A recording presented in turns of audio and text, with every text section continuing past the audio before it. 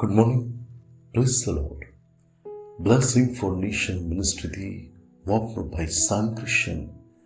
ઈશ્વર પિતાએ આજે આપણને આપેલા આજના એક નવા સુંદર દિવસે આપને પ્રભુ ઈસુ ખ્રિસ્તના નામમાં પ્રેમની સલામ પાઠવું છું.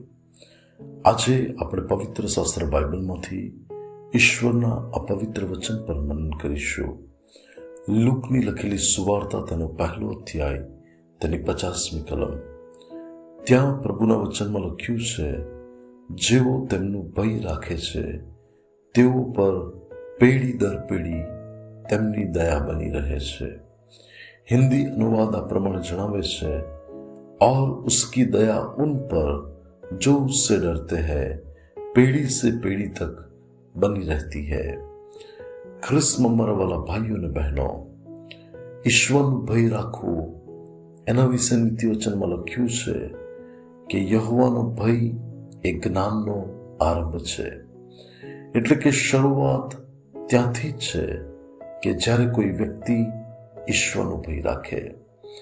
જો તમે ગીતશાસ્ત્ર 128 વાંચશો તો એ આખા અધ્યાયની અંદર અનેકવિધ આશીર્વાદો પેઢી દર પેઢીના પરિવારના બતાવવામાં આવ્યા છે. પરંતુ એ અધ્યાયમાં શરૂઆતમાં જ લખ્યું છે કે જેઓ યહોવાનું ભય રાખશે તેને આવો આશીર્વાદ મળશે.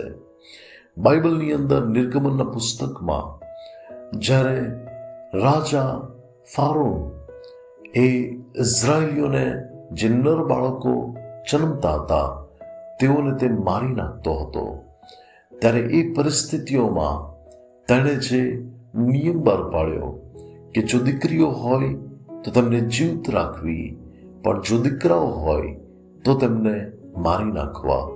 ત્યારે એ પરિસ્થિતિઓની અંદર જે દાઈઓ જે સ્ત્રીઓને ડિલિવરી કરવાને માટે જતી, તો બાઇબલમાં લખ્યું છે કે દાઈઓ દેવનું ભય રાખનારી હતી અને એટલા માટે તેમણે બહુ ચોક્કસ રીતે એ નર બાળકોને બચાવ્યા.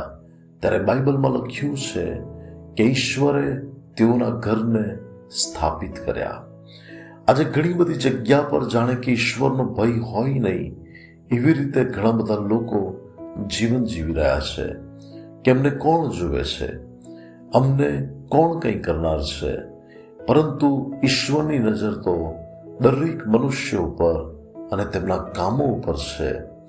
જે વ્યક્તિઓ ઈશ્વરનું ભય નથી રાખતા ત્યારે એ પેઢી આશીર્વાદિત નથી થતી. પરંતુ જે વ્યક્તિઓ ઈશ્વરનું ભય રાખીને પ્રભુને માન, મહિમાને ગૌરવ આપે છે તેઓ તો આશીર્વાદિત થાય છે, પરંતુ તેમની સાથે તેમની પેઢી પણ આશીર્વાદિત થાય છે. ઇબ્રાહીમે ઈશ્વર પિતા પર વિશ્વાસ કર્યો, એટલું જ નહીં પણ પ્રભુના નામનો ભય તેણે રાખ્યું. માટે તેની જે પેઢી હતી, ઇસ્સાક, યાકૂબ અને ઇઝરાયેલ પુત્રો, ત્યારે બાઇબલમાં લખ્યું છે કે પ્રભુએ એ જનરેશનને આશીર્વાદ આપ્યો. પ્રભુએ પેઢીની સાથે રહ્યા અને તેમના જીવનમાં અજાયબ જેવા કાર્યો કર્યા. ભલાઓ, જો તમે તમારા જીવનમાં પ્રભુના અદ્ભુત અને મહાન કામો જોવા માંગો છો, તમે ઈચ્છો છો કે તમારી પેઢી આશીર્વાદિત થાય, તમારી ઈચ્છા છે કે તમારી પેઢીમાં પ્રભુના મહાન અને અદ્ભુત કૃત્યો પ્રગટ થાય, તો તમારે ઈશ્વરનું ભય રાખીને તેમની સેવા કરવી પડશે, તેમની ભક્તિ કરવી પડશે, પાપથી દૂર રહેવું પડશે. અને ત્યારે તમે ખરા અર્થમાં પ્રભુનું ભય રાખીને તમે જ્યારે પ્રભુની સેવા કરશો ત્યારે પ્રભુ તમને અને તમારી આવનારી પેઢીઓને આશીર્વાદ ઉપર આશીર્વાદ આપશે.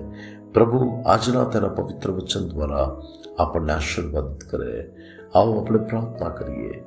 સ્વર્ગીય પ્રેમી પિતા પરમેશ્વર, પ્રભુ તમારો ભય રાખવાના માટે તમે અમને કૃપા આપો.